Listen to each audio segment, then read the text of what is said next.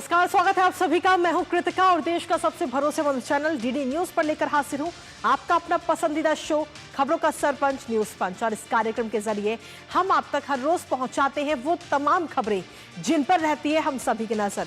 और न्यूज पंच में सिर्फ खबर नहीं होती बल्कि होती है हर खबर की पूरी पड़ताल। साथ ही तथ्यों और आंकड़ों के जरिए आपको समझाते हैं खबर का हर एक बिंदु। ग्राउंड जीरो पर मौजूद अपनी टीम से जानते हैं एक एक अपडेट। होती है हर खबर पर हमारी पहली नजर।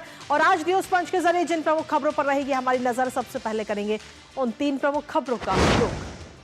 तो इन 3 प्रमुख खबरों में सबसे पहली और प्रमुख खबर है उत्तराखंड से जुड़ी। जी हां, जहां अवैध मदरसों पर ताले लगते हुए नजर आ रहे हैं। सरकार की तरफ से ये बड़ा कदम उठाया गया और अवैध मदरसों के खिलाफ ये बड़ी कार्रवाई। किस तरीके से चल रही है कार्रवाई और किस तरीके से हो रही है जांच अवैध मदरसों की, बताएंगे विस्तार से आपको।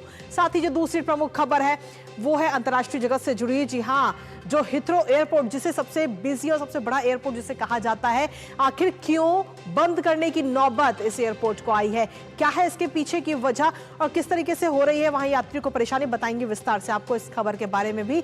लेकिन साथ ही जो तीसरी प्रमुख खबर है वो है हमारे पड़ोसी देश पाकिस्तान को लेकर, जहां पाकिस्तान में अपनी ही सेना की नो एंट्री है। जी हां, पाकिस्तान में अब एक ऐसी जगह है जहां पर पाकिस्तानी आर्मी की नो एंट्री कह दी गई है कि यहां पर पाकिस्तानी सेना ना आए। आखिर किसने ये बात कही है और क्यों कही है, क्या है इसके पीछे वजह है, बताएंगे हर चीज विस्तार से आपको इस खबर के बारे में भी। चलिए शुरुआत करते हैं न्यूज पंच के। सबसे पहले बात उत्तराखंड की करेंगे, जहां लगातार अवैध मदरसों के खिलाफ कार्रवाई की जा रही है।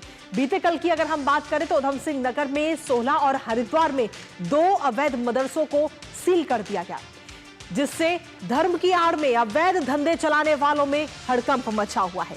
इसके साथ ही आपको बता दें कि अब तक पूरे उत्तराखंड में 100 से ज्यादा मदरसों को सील किया गया है। दरअसल ये मदरसे बिना सरकार की अनुमति के संचालित किए जा रहे थे। इन मदरसों को ना तो उत्तराखंड मदरसा शिक्षा परिषद से अनुमति थी और ना ही वक्फ बोर्ड के अधीन थे। उत्तराखंड में अवैध मदरसों के संचालन की मुख्यमंत्री को लंबे समय से तमाम शिकायतें मिल रही थी, जिसके बाद मुख्यमंत्री ने निर्देश पर शासन के जिला स्तर पर सभी मदरसों की जांच कराई गई, जिसमें सैकड़ों मदरसे अवैध पाए गए हैं। करेंगे चर्चा इसको लेकर, लेकिन उससे पहले एक नजर खबर से जुड़े हुए एक अहम बिंदु पर डाल लेते हैं। तो अवैध मदरसों पर ताला लगता हुआ नजर आया। जी हां, 100 से ज्यादा अवैध मदरसे जो हैं उनके खिलाफ ये बड़ी कार्रवाई इस वक्त की गई है। उधम सिंह नगर की अगर हम बात करें तो उधम सिंह नगर में बीते कल 16 और साथ ही हरिद्वार में 2 अवैध मदरसों को सील कर दिया गया और इन पर ताला लगा दिया गया है। इसके साथ ही अगर बताएं तो देहरादून के विकास नगर, सहसपुर क्षेत्र में भी इससे पहले अवैध मदरसों पर ताला लग चुका है। तो लगातार ये कार्रवाई की जा रही है। लंबे समय से शिकायतें मिल रही थी मुख्यमंत्री पुष्कर सिंह धामी को इन अवैध मदरसों की कि अवैध मदरसे संचालित किए जा रहे हैं, जिसके बाद में मुख्यमंत्री की तरफ से निर्देश दिया गया दिसंबर में, और दिसंबर में निर्देश देने के बाद में मदरसों की जांच की गई और जांच के बाद अब जांच में जब सैकड़ों मदरसे पाए गए हैं अवैध, तो उसके बाद अब लगातार की जा रही है ये कार्रवाई। हालांकि इस कार्रवाई में अगर हम देखें तो अभी तक 100 से ज्यादा मदरसों पर ताला लग चुका है और ये कार्रवाई अभी भी लगातार जारी है। आखिर उधम सिंह नगर में किस किस जगह पर ताला लगा है आपको बताते हैं विस्तार से। तो उधम सिंह नगर की हम बात करें तो रुद्रपुर में 4 मदरसे, किच्छा में 8 मदरसे, बाजपुर में 3 मदरसे और साथ ही जसपुर में 1 अवैध मदरसे पर ताला लगा है। तो उधम सिंह नगर की बीते कल की हम बात बता रहे हैं आपको, जहां 16 मदरसों को सील किया गया। इसके साथ ही हरिद्वार में 2 मदरसों को सील किया गया है। और इसको लेकर के मुख्यमंत्री पुष्कर सिंह धामी की तरफ से क्या कुछ कहा गया, एक बार वो भी आपको बता देते हैं। जहां आपको बता दें कि प्रदेश के मूल स्वरूप के साथ छेड़छाड़ बर्दाश्त नहीं है, ये बात मुख्यमंत्री पुष्कर सिंह धामी की तरफ से साफ तौर पर कह दी गई। साथ ही उन्होंने कहा है कि धर्म की आड़ में अवैध गतिविधियों के खिलाफ कार्रवाई होती रहेगी आगे भी, ये बात मुख्यमंत्री पुष्कर सिंह धामी की तरफ से की गई। साथ ही उन्होंने कहा कि इसके खिलाफ सरकार का जो ये अभियान है वो जारी रहेगा, लगातार ये कार्रवाई अभी भी की जा रही है। अवैध गतिविधियों का सफाया किया जाएगा उत्तराखंड से, प्रदेश से, ये बात मुख्यमंत्री पुष्कर सिंह धामी ने कही है। यानी कि कुल मिलाकर हम देखें तो मुख्यमंत्री पुष्कर सिंह धामी अवैध मदरसों के मामले को लेकर एकदम सख्त रवैया अपनाते हुए नजर आ रहे हैं। लेकिन इसके साथ ही आपको बता दें कि अवैध मदरसों की जांच भी लगातार प्रशासन कर रहा है। आखिर क्यों ये जांच हो रही है वो भी आपको बता देते हैं। दरअसल प्रशासन की तरफ से जब ये जांच हुई तो कई सारे मदरसे जो है वो अवैध पाए गए, जो ना तो वक्फ बोर्ड के अंडर में थे और ना ही सरकार के अंडर में। इसके साथ ही प्रशासन जो है अवैध मदरसों की जांच कर रहा है, क्योंकि आखिर अवैध मदरसों के पीछे किसका हाथ है जो इतनी बड़ी संख्या में अवैध मदरसे संचालित किए जा रहे थे। मदरसों पर कार्रवाई के लिए प्रशासन को फ्री हैंड सरकार की तरफ से दिया गया है, जिसके बाद प्रशासन की तरफ से लगातार ये कार्रवाई की जा रही है। अवैध मदरसों के खिलाफ ये अभियान इस वक्त उत्तराखंड के अंदर चल रहा है और पिछले कई दिनों से ये अभियान चल रहा है, जिसमें अभी तक हम देखें तो 100 से ज्यादा मदरसों पर ताले लगे हैं।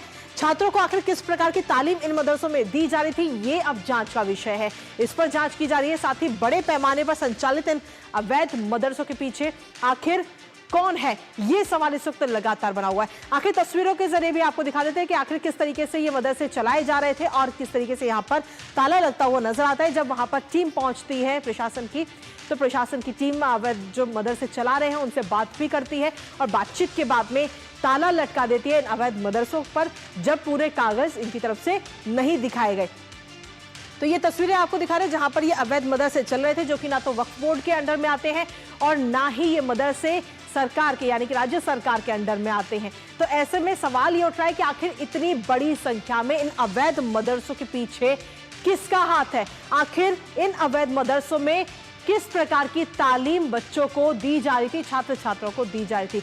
इस तरीके के तमाम सवाल खड़े हो रहे हैं। देहरादून की ये तस्वीरें आपको दिखा रहे हैं जहां पर मदरसों पर इस तरीके के ताले ये लगाए गए हैं, लेकिन इसी के साथ मुस्लिम समाज जो है कहीं ना कहीं उसमें भी आक्रोश है। तमाम सवाल इस वक्त खड़े हो रहे हैं। मुस्लिम समाज की तरफ से भी कई सारे सवाल खड़े किए जा रहे हैं। कुल मिलाकर हम देखें तो उत्तराखंड में लगातार मुख्यमंत्री पुष्कर सिंह धामी को इस तरीके की शिकायतें मिल रही थी कि अवैध मदरसे यहां पर चल रहे हैं और जिनमें बाहर से लोग आकर के और तालीम ले रहे हैं बच्चे। तो ये जिसकी शिकायत मिलने के बाद में पिछले साल दिसंबर में यह आदेश दिया गया कि उत्तराखंड के अंदर जितने भी मदरसे हैं उन सभी मदरसों की जाए जांच, और जांच होने के बाद में सैकड़ों मदरसे अवैध पाए गए हैं, जिन पर अब कार्रवाई लगातार की जा रही है। हालांकि हम देखें तो पिछले करीब 15 दिन और 1 महीने से ये कार्रवाई लगातार हो रही है और इस कार्रवाई में अभी तक 100 से ज्यादा अवैध मदरसों पर ताले लगा दिए गए हैं। हालांकि ये जो गिनती है ये आगे आने वाले समय में और बढ़ती हुई नजर आएगी, क्योंकि कार्रवाई अभी फिलहाल कुछ ही जिलों में हुई है।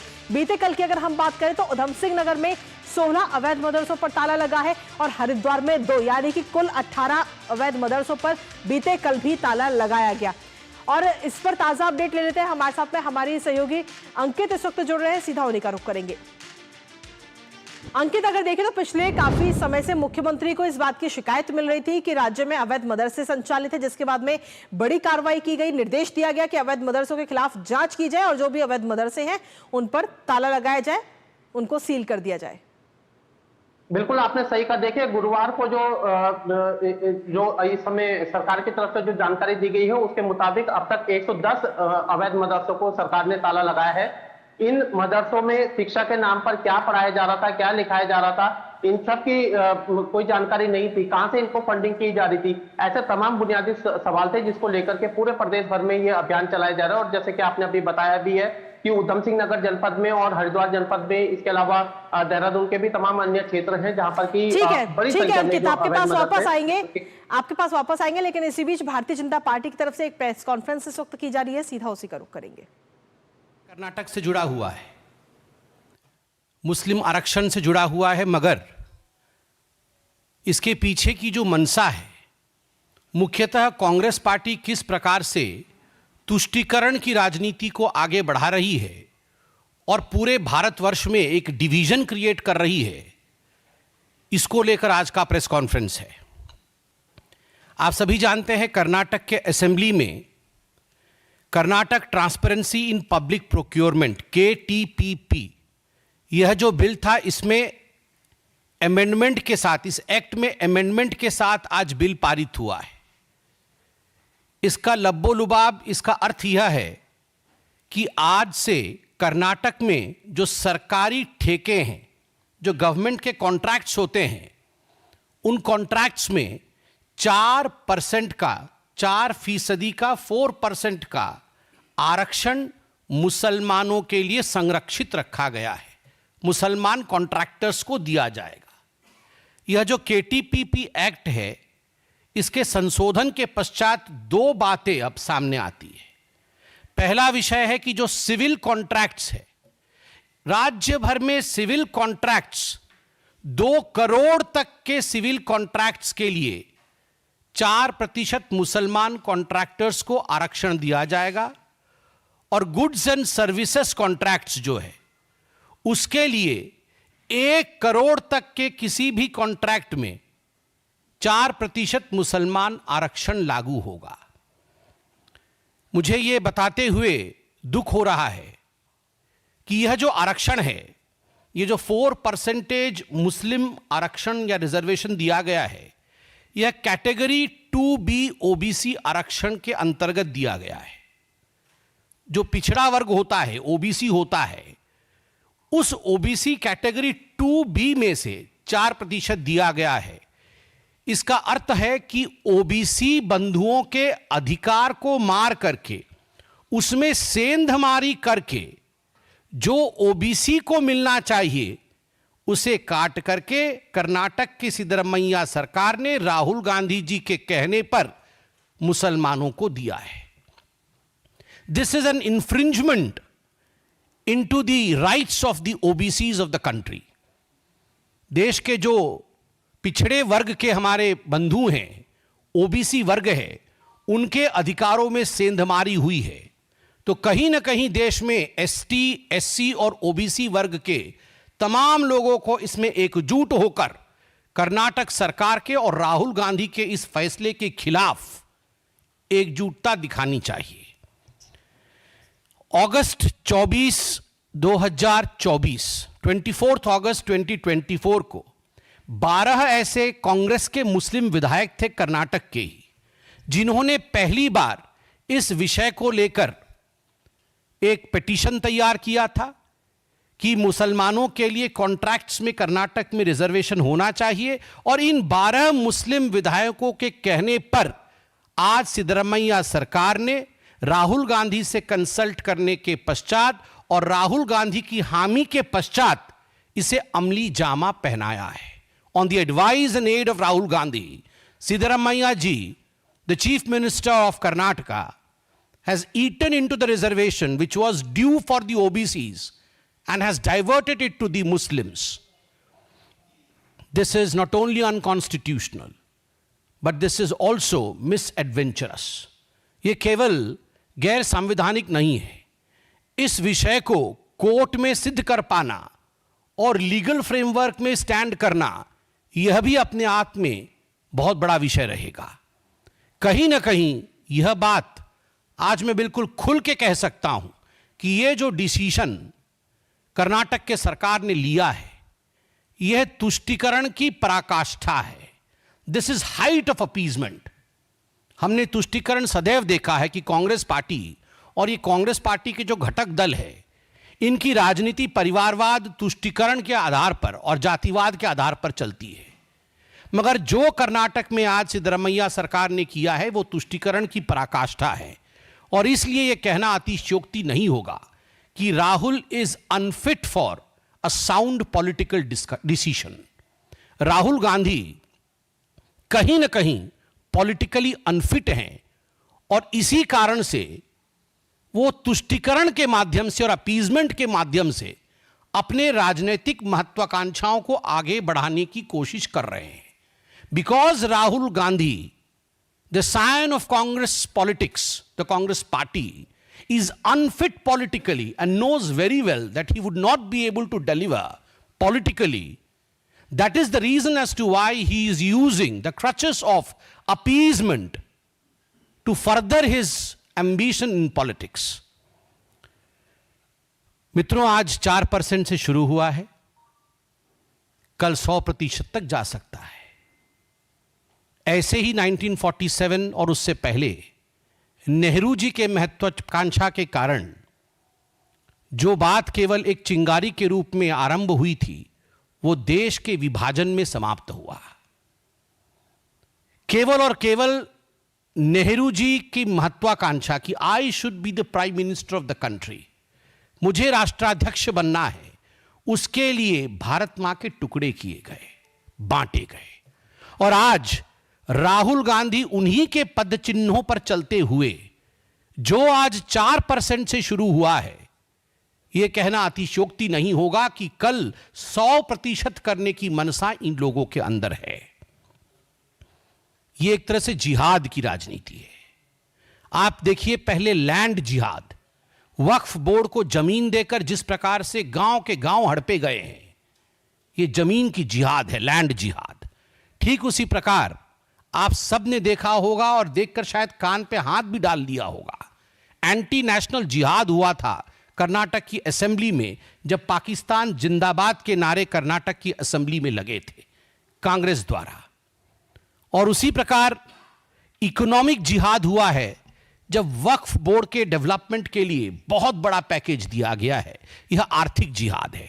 और आज हम जो देख रहे हैं वो कॉन्ट्रैक्ट जिहाद है, जिसमें 4% कॉन्ट्रैक्ट अब मुसलमान कॉन्ट्रैक्टरों को दिया जाएगा। और इतिहास गवाह है, सितंबर 2024 में कर्नाटक सरकार आंगनवाड़ी टीचर्स जो होते हैं उनके लिए 2 जिलों में कर्नाटक में उर्दू कंपलसरी होगा, उर्दू में पढ़ाना होगा, इस प्रकार का भी एक नियम निकाला था। और ठीक उसी प्रकार पिछले चुनाव में भी हमने देखा था कि कांग्रेस पार्टी और पॉपुलर फ्रंट ऑफ इंडिया, जो एक रेडिकल बॉडी है पीएफआई, उनके बीच किस प्रकार का गठबंधन था। और सरकार में आने के पश्चात किस प्रकार पिछली बार सिद्धरामैया सरकार ने पीएफआई के उन लोगों को कोर्ट के चंगुल से छुड़वाया था जिन लोगों ने सामाजिक और सांप्रदायिक सौहार्द को बिगाड़ा था और कम्युनल टेंशन्स किए थे, पीएफआई को बचाने का काम।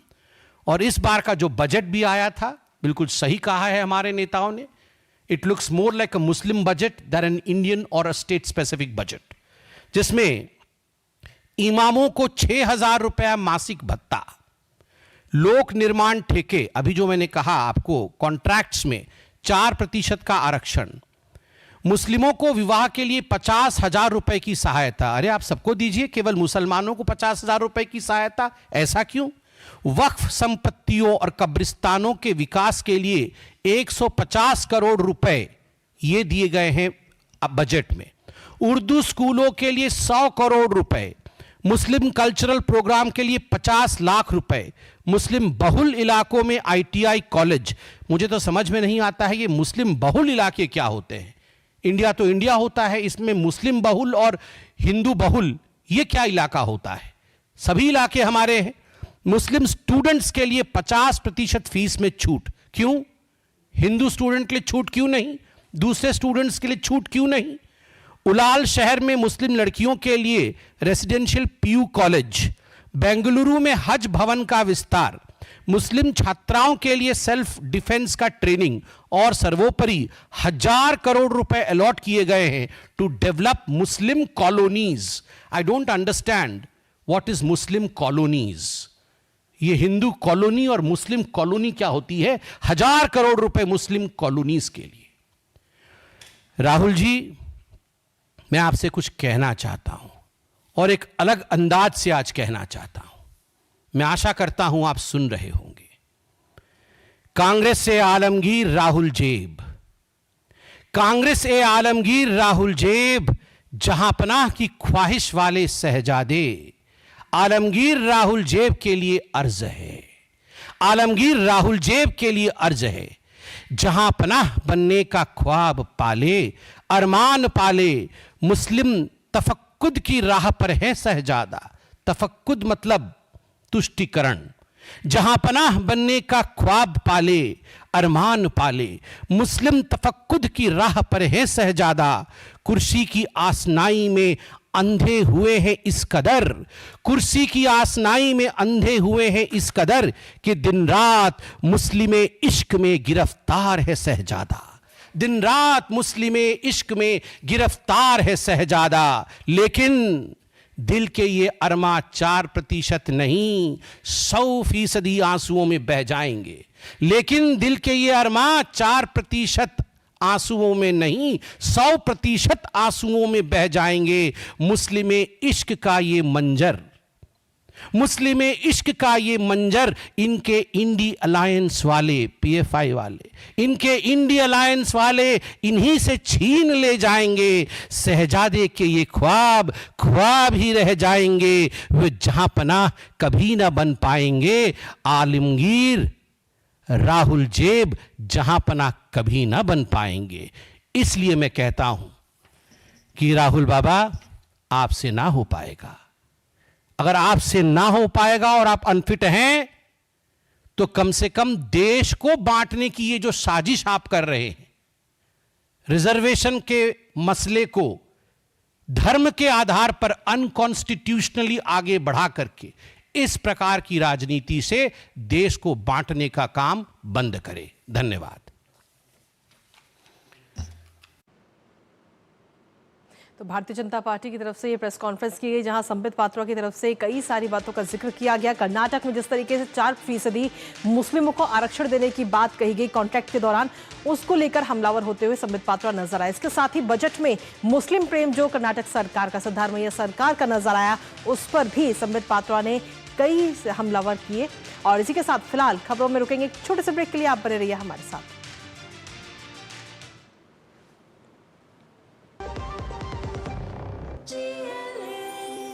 जो लक्ष्य चुना था समझ आने लगा है। जीएलए यूनिवर्सिटी, उच्च लक्ष्य की निश्चित प्राप्ति। मुथूट फाइनेंस पेश करते हैं गोल्ड लोन मेला।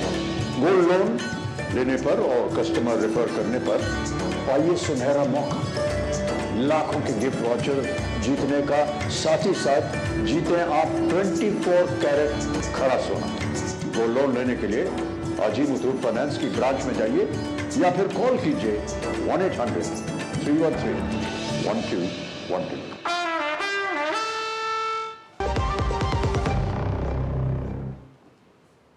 और ब्रेक के बाद एक बार फिर से स्वागत आप सभी का। अगली महत्वपूर्ण खबर पड़ोसी देश पाकिस्तान से। जी हां, पाकिस्तान के खैबर पख्तूनख्वा में अब पाकिस्तानी सेना के लिए ही नो एंट्री है। जी हां, हैरानी करने वाली बात यह है कि पाकिस्तान में ही उसकी अपनी सेना की नीतियों का खुलकर विरोध हो रहा है।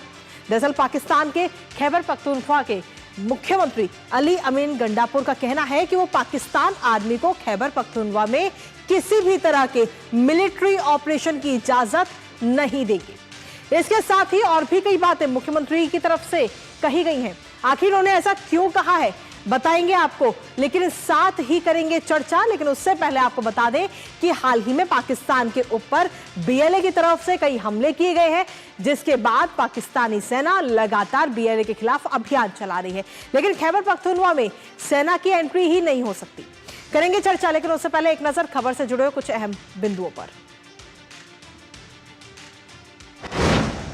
तो पाकिस्तानी आर्मी की अब नो एंट्री है। जी हां, पाक आर्मी को मिलिट्री ऑपरेशन की इजाजत नहीं दी गई है। खैबर पख्तूनख्वा में दरअसल पाकिस्तानी आर्मी जो है वो अपना ऑपरेशन चलाना चाह रही है, लेकिन उसकी इजाजत फिलहाल वहां के मुख्यमंत्री की तरफ से नहीं दी गई। और साथ ही पाकिस्तान सरकार पर बरसते हुए वहां के मुख्यमंत्री नजर आए हैं। आपको बता दें कि मुख्यमंत्री अली अमीन गंडापुर ने नीतियों का सीधे तौर पर विरोध किया है, जो पाकिस्तानी सेना की जो नीतियां हैं, इसके साथ ही सुरक्षा स्थिति और साथ ही राजनीतिक मसलों पर सरकार को घेरते हुए मुख्यमंत्री नजर आए हैं और कई सारे आरोप भी लगाए हैं। इसके अलावा आपको बता दें कि पूर्व पीएम इमरान खान की पार्टी पीटीआई के नेता हैं गंडापुर, और वो अब कहीं ना कहीं सेना की जो नीतियां हैं उनका विरोध करते हुए नजर आ रहे हैं। सेना और सरकार से इमरान पार्टी की तलखी पहले से ही बनी हुई है। हमारे साथ में हमारे सहयोगी इस वक्त जुड़ रहे हैं, सीधा उन्हीं का रुख करेंगे। क्या कुछ ताजा अपडेट है आपके पास में इस वक्त? क्योंकि सीधे तौर पर हम देखें तो पाकिस्तानी सेना की एंट्री है, पाकिस्तान की ही एक क्षेत्र में नो एंट्री कर दी गई है और कई सारे सवाल भी खड़े हो रहे हैं। साथ ही सेना की जो नीतियां हैं उनका भी विरोध किया जा रहा है। देखिए, मुख्यमंत्री अली अमीन गंडापुर के जिस बयान का आपने जिक्र किया, ये दरअसल उन्होंने कटाक्ष किया है पाकिस्तान के army chief general Asim Munir के एक बयान पे।